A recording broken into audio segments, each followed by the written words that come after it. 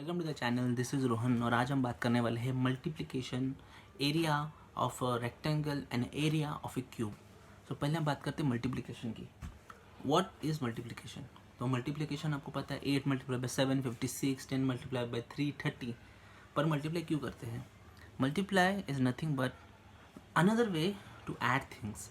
तो मान लीजिए आपको ऐड करना है 10 प्लस 10 प्लस 10 प्लस 10, 4 बार आपको 10 ऐड करना है। तो आंसर कितना होता है 40।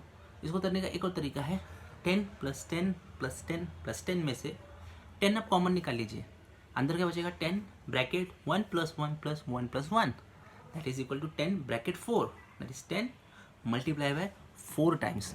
तो multiplication is nothing but just addition doing over a long period of time. तो हमने उसे शॉर्ट कर दिया। तो मल्टीप्लीकेशन आप समझ गए is another way of addition. ये बात आपको काम आएगी एरिया निकालने के लिए। तो आपने पढ़ा तो है कि area of a rectangle is equal to length multiply by breadth and area volume of a cube जो बेसिकली उसका एरिया ही है, तो वो है length multiply by breadth multiply by height.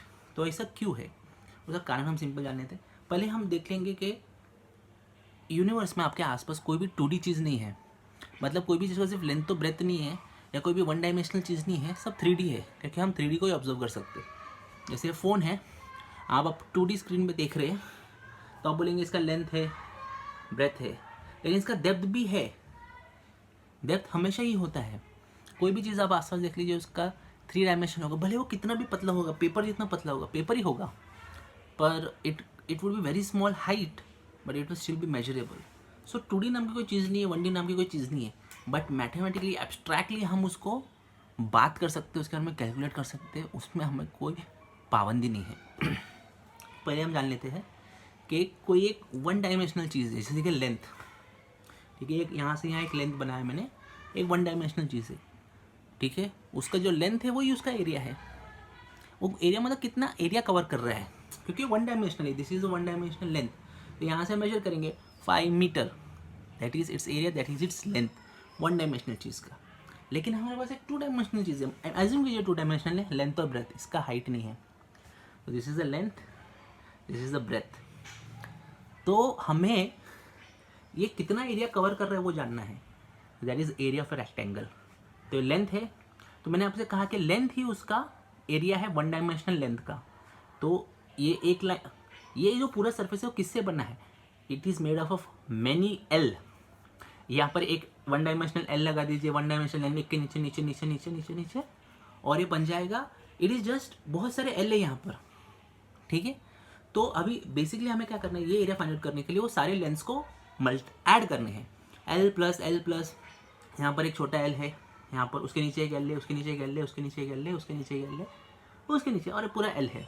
तो L plus S plus plus कहाँ तक ऐड करना है हमें? एल जितना वो इतना डिस्टेंस कवर करता है।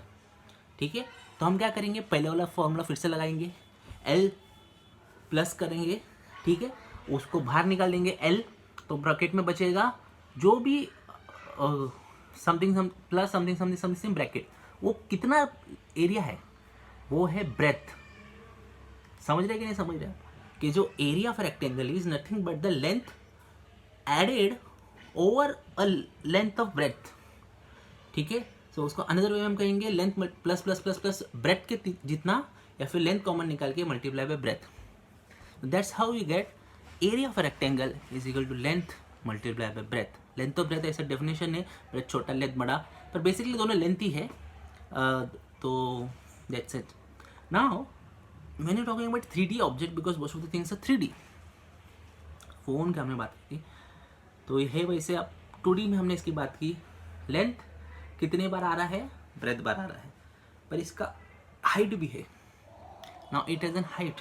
तो अब इसको कैसे कैलकुलेट करें? तो बहुत ही सिंपल है। जो तरीका हमने लगाया रेक्टेंगल का एरिया निकालने के लिए, उसी का हम निकालेंगे क्या बोलते हैं, क्यूब का एरिया निकालने के लिए। पर एरिया का हमने एक उसका यूनिट दे दिया, length multiply by length metre square. लेकिन क्यूब में अगर वो मीटर स्क्वायर नहीं होता तो हमें कुछ और बोलना पड़ेगा, तो हम उसको कहते हैं वॉल्यूम। बेसिकली वो एरिया है, मतलब कितना जगह वो घेर रहा है। तो अभी हम क्या करेंगे, हमने ये 2D रेक्टेंगल का तो एरिया पता लगा लिया, लेंथ मल्टीप्लाई बाय ब्रेथ, उसको साथ में देखिए LB। अब इसको हमें ऐड करते जाना है, कितने बार, इतने डेप्थ के बार, इतने हाइट के बार। तो LB plus LB plus LB plus LB, LB common आएगा ब्रैकेट में, addition of all the common things is nothing but the length of this depth that is equal to height, that is LB bracket LB plus LB plus LB so many times के उसका height cover हो जाए, LB common निकालेंगे और अंदर जो बचेगा वो हाइट होगा, तो L multiply by breadth multiply by height, that is equal to how much area does a cube covers, but length breadth height metre metre metre metre cube हो जाता है, तो will call it volume of a cube. So that's it. तो इसी तरह हम square की बात करें, स्क्वायर में क्या फंडा होता है कि लेंथ और ब्रेथ इक्वल होते हैं, तो हम उसको कहेंगे L स्क्वायर। अगर उसी तरह स्क्वायर क्यूबर्ड है तो सारी उसके लेंथ ब्रेथ हाइट सेम है, तो हो जाएगा L क्यूब।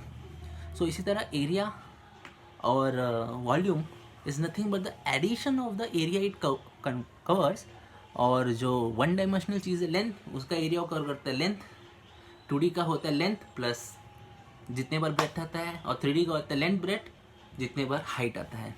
तो that's it, that's how the multiplication is nothing but addition. और इस तरह से हमारे फॉर्मूले बनते जाते हैं।